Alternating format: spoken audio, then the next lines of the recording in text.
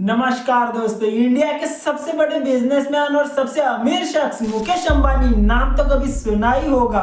आज की डेट में इनकी नेटवर्थ 112 बिलियन डॉलर है। इनके छोटे बेटे अनंत अंबानी और राधिका मर्चेंट, इन दोनों का जामनगर में प्री वेडिंग फेस्टिवल रखा गया था और इसी साल जुलाई में इनकी शादी होने वाली है।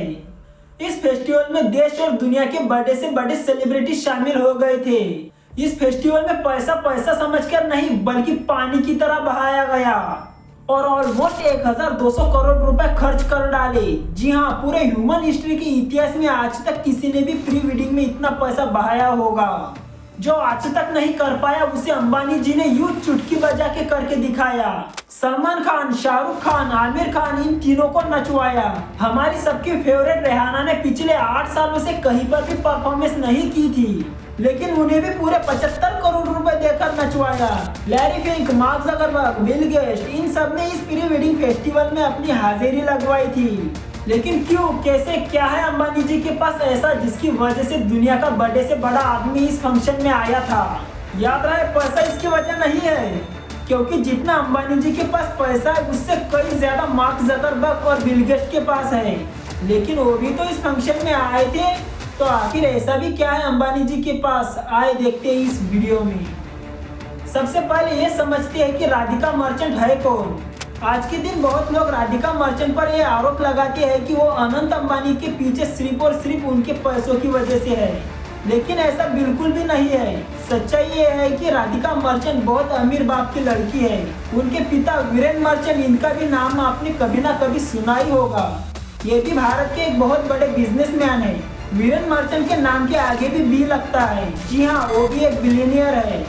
तो पैसा इन दोनों के मिलने की वजह तो बिल्कुल नहीं है। सच्चाई तो यह है कि ये दोनों बचपन के दोस्त हैं और 2018 में ये दोस्ती प्यार में बदल गई थी। मैंने कई रील्स में देखा है कि लोग अनंत अंबानी के वेट को लेकर उनका मजाक उड़ाते रहते हैं, लेकिन मैं ऐसे लोगों को बेवकूफ और ना समझ कहूँगा, क्योंकि ये वही अनंत अंबानी है जिन्होंने 2016 में सिर्फ 18 महीनों के अंदर अपना 108 किलो वजन लूज किया था।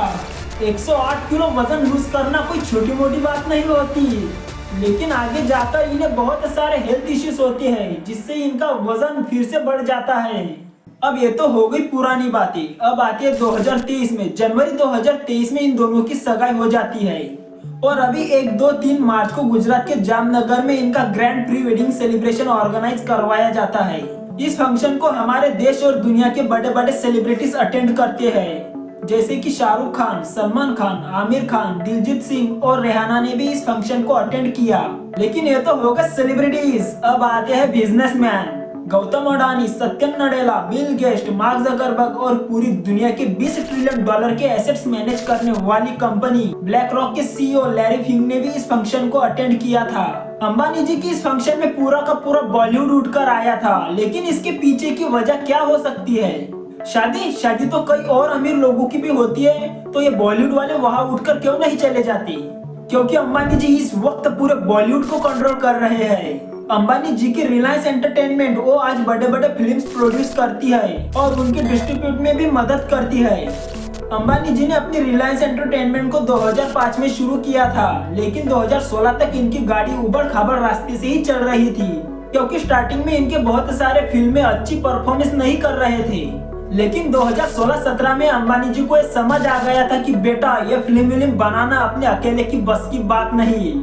तो फैंटम फिल्म और धर्मा प्रोडक्शन के साथ जुड़ जाते हैं और बहुत फिल्मों को प्रोड्यूस करने लगते हैं और बॉलीवुड की एक लौती ऐसी फिल्म बना देते हैं जो 200 करोड़ रुपए से ऊपर का मार्क क्रॉस कर जाती है, और वो भी बगैर किसी खान के। और वो फिल्म थी गोलमाल 3। और 2016 में ही जियो ने जियो सिनेमा भी लॉन्च किया था। ये भी बहुत सारे वेब सीरीज बनाने लगे थे, तो बहुत सारे एक्टर्स को यहाँ पर भी चांस दिया जाने लगा।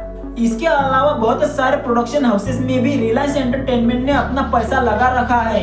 इन शॉर्ट, आज के दिन बॉलीवुड में जो कुछ भी होता है तो कहीं ना कहीं अंबानी जी का उसमें हाथ होता है। फिर चाहे आप म्यूजिक प्रोडक्शन ले लीजिए या फिर बड़े बड़े अवार्ड शोज ले लीजिए, हर जगह अंबानी जी ने अपना दिमाग घुसा रखा है। इसलिए आपको बहुत सारे अवार्ड्स में अंबानी जी दिखते होंगे।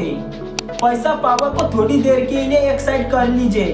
अंबानी जी का ड्रीम सी है कि वो बॉलीवुड में अच्छे अच्छे मूवीज बनाएंगे, इसलिए छोटे एक्टर्स हो या बड़े, सभी अंबानी जी के क्लोज आना चाहते हैं। लेकिन इस फंक्शन की सबसे खासियत बात ये थी कि इनकी जो गेस्ट की लिस्ट थी वो रैंडम नहीं थी। इनमें जो भी इनवाइटेड है, आपको क्या लग रहा है ये बिल गेट्स और मार्क ज़करबर्ग अंबानी जी के बचपन के दोस्त यार है? जी नहीं, इस प्री वेडिंग में आना उनकी स्ट्रेटजी का एक पार्ट है। मार्क ज़करबर्ग वो इसलिए आए थे इस प्री वेडिंग में क्योंकि वो जियो डिजिटल लाइफ का 9.9 स्टेक ऑन करते हैं और इस स्टेक को उन्होंने 43,574 करोड़ रुपए जियो को देकर खरीदा था। बिल गेट्स अपनी करोड़ों की कॉफी छोड़कर नागपुर की डॉली जी की 10 रुपए की चाय पीने आए थे क्या? जी नहीं, वो इस वेडिंग में इसलिए आए थे क्योंकि रिलायंस ने क्लाइमेट एक्सीलरेटर कंपनी जिसका नाम ब्रेक थ्रू एनर्जी है, उसमें बिल गेट्स ने पूरे $50 मिलियन का इन्वेस्ट कर रखा है। अंबानी जी अपने प्लेटफॉर्म जियो सिनेमा पर पूरे 5 सालों तक आईपीएल फ्री में दिखा रहे हैं, जिससे क्या हुआ कि उनके जो कॉम्पिटिटर थे जैसे कि Netflix, Amazon prime video, Disney plus Hotstar, उनके सबके अंबानी जी ने यल लगा रखे हैं। इसलिए डिज्नी प्लस हॉटस्टार के जो सीईओ है बॉब आइगर वो भी इस प्री वेडिंग में आए थे और जो डिज्नी प्लस हॉटस्टार है उसमें रिलायंस मैक्सिमम स्टेक ऑन कर सकती है, तो भैया इसलिए बॉब आइगर को भी बुलाया गया था। हर एक चीज के पीछे कोई ना कोई रीजन है इस प्री वेडिंग में। बहुत सारे सेलिब्रिटीज के तो बच्चे ही अंबानी जी की स्कूल में पढ़ते हैं, शायद इसलिए ही वो आए होंगे। सिर्फ बॉलीवुड को ही अंबानी जी कंट्रोल नहीं करते, हॉलीवुड को भी कई हद तक अंबानी जी कंट्रोल करते हैं। जी हाँ, रिलायंस ड्रीमवर्क्स में भी एक बहुत बड़ा स्टेक ऑन करती है। ड्रीमवर्क्स ने हॉलीवुड में बड़ी बड़ी फिल्में बनाई है जैसे कि कुंग फू पांडा, बेबी बॉस और द क्रूड्स। ये वो फिल्में हैं जो वर्ल्ड वाइड फेमस हुए हैं। अगर आपको हॉलीवुड जाना है तो अंबानी जी के क्लोज जाना ही होगा बॉस। अब समझ में आया आपको, ये जो 1200 करोड़ रुपए खर्च ऐसे ही नहीं किए हैं इन्होंने, इसके पीछे अंबानी जी का एक सोचा समझा प्लान था। पर क्या अब अंबानी जी आने वाले वक्त में पूरे दुनिया को कंट्रोल कर सकते हैं? क्योंकि आज अंबानी फैमिली उसी सीक्रेट फैमिली के नक्शे कदम पर चल रही है जो आज के दिन पूरी दुनिया को कंट्रोल करते हैं। इस सीक्रेट फैमिली के परमिशन के बगैर इस दुनिया में एक पत्ता भी नहीं हिलता।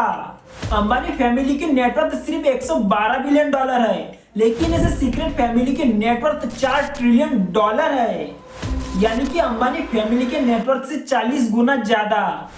अगर आपको इस सीक्रेट फैमिली पर एक वीडियो चाहिए तो इस वीडियो को 2000 लाइक और इस चैनल पर 1000 सब्सक्राइब करवा दीजिए।